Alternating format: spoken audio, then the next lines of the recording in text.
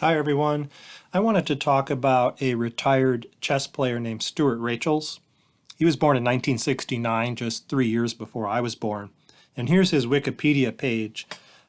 He's a philosopher. He's a professor of philosophy now. He gave up chess in the early 90s. He was an international master. His FIDE rating is 2485. His USCF rating is 2605. And his big claim to fame in the chess world is he tied for first in the 1989-1990 U.S. Chess Championship. And I pulled up the cross table from that tournament, and Roman Gingiashvili and Yasser Seirawan were the two people he tied with. So he was in very good company. I think he just won some junior championship a year or two before this. He almost became a grandmaster.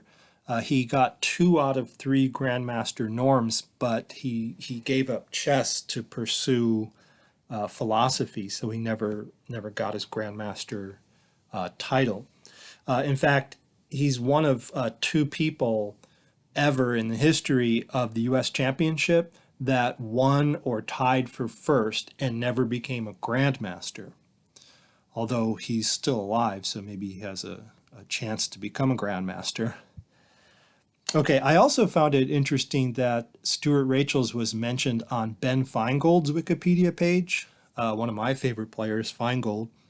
It says in Feingold's early life that Stuart Rachels says that when he was 12, he saw Ben Feingold and his father Ron hustling in a chess club at Manhattan, offering 8-to-1 money bets on bullet games. So that's interesting.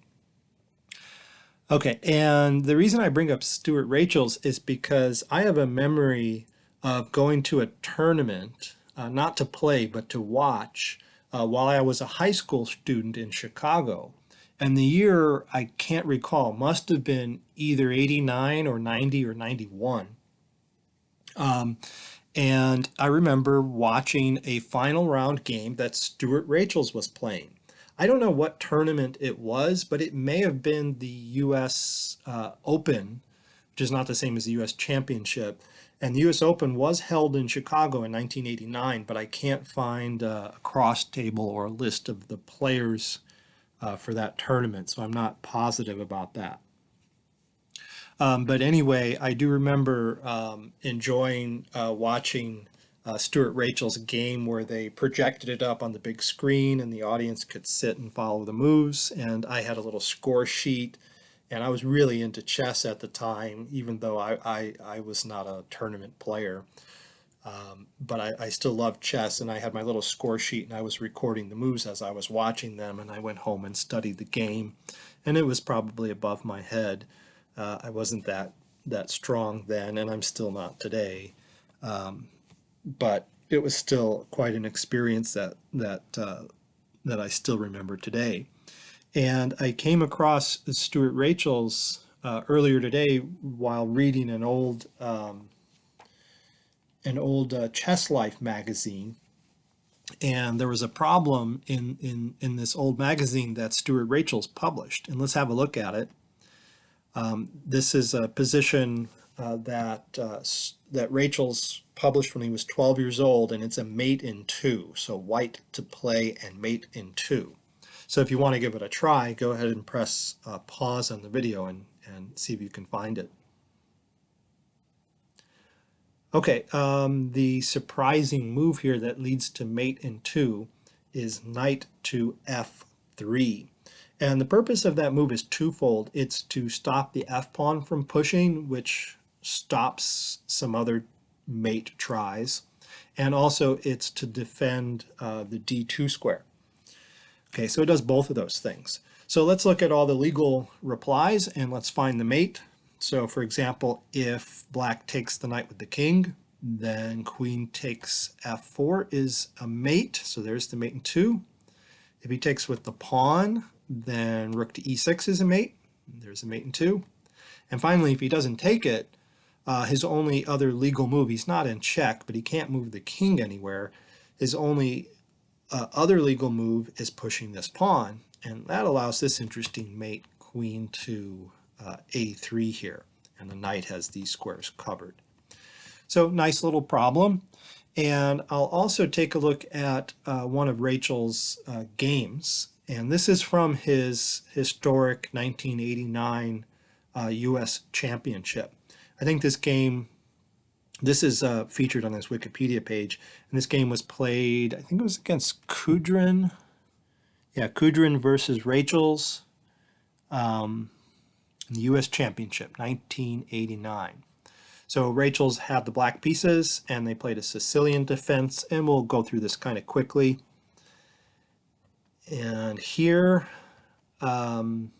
Rachel's plays d6, which enters the classical variation of the Sicilian defense, and that's exactly how Feingold likes to play against e4 a lot. I watch him play this online all the time. Right in this position, he plays d6. But then white plays a really rare move here, g3 to fianchetto his bishop. Then g6. White retreats a knight to probably preserve some pieces on the board. Bishop d7. Queen c8 here makes a nice battery so the bishop can come to h3 and get rid of this defender. So it's a signal that black may be planning a kingside attack. Knight to d5. Bishop gets developed, castles. Black takes the knight off the board and then posts his other knight on e5. a4, gaining some queenside space. Bishop h3, so making use of the battery, trying to get rid of that kingside defender. Okay, rook a2, strange looking move.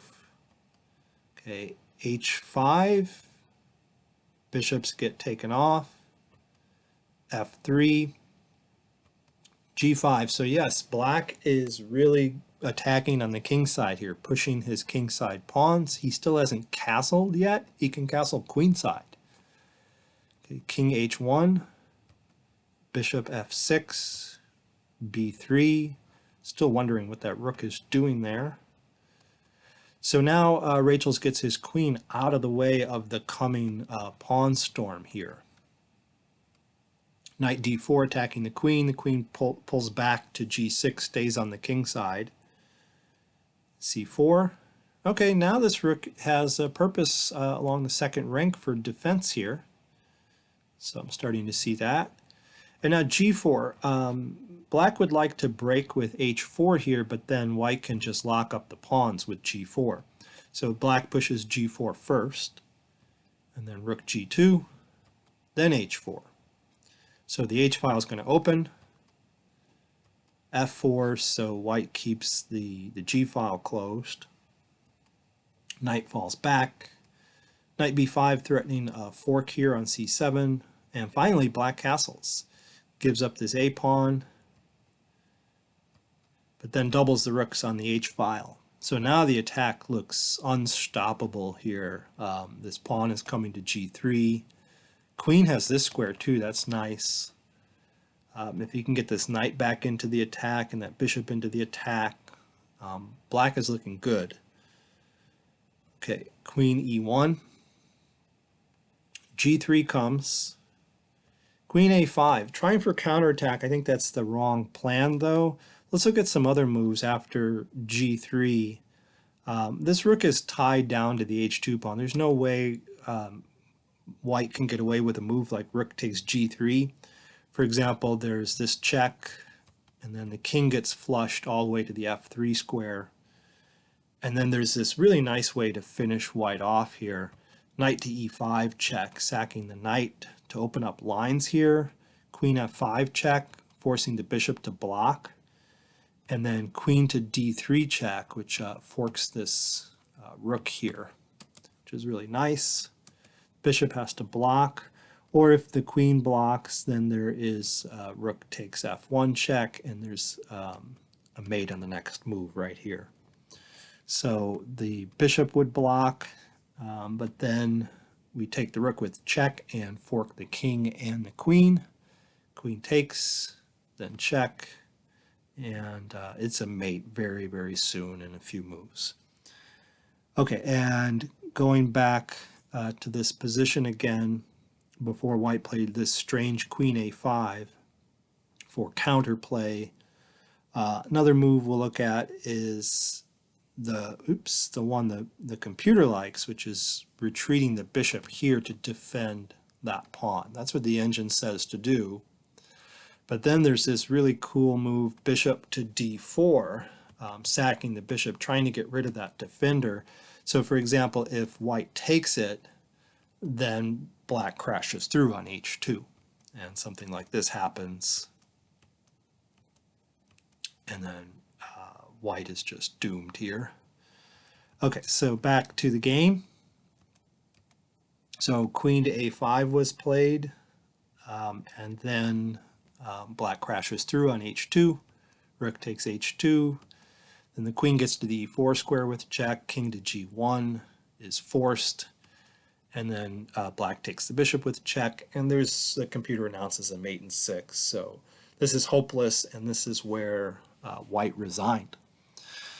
Okay, so that was one of the wins Rachel's had in that tournament. I haven't taken a look at the rest of the games yet, but I think I'm going to, since Stuart Rachels is the first and only really chess player I've ever watched play in a tournament in person.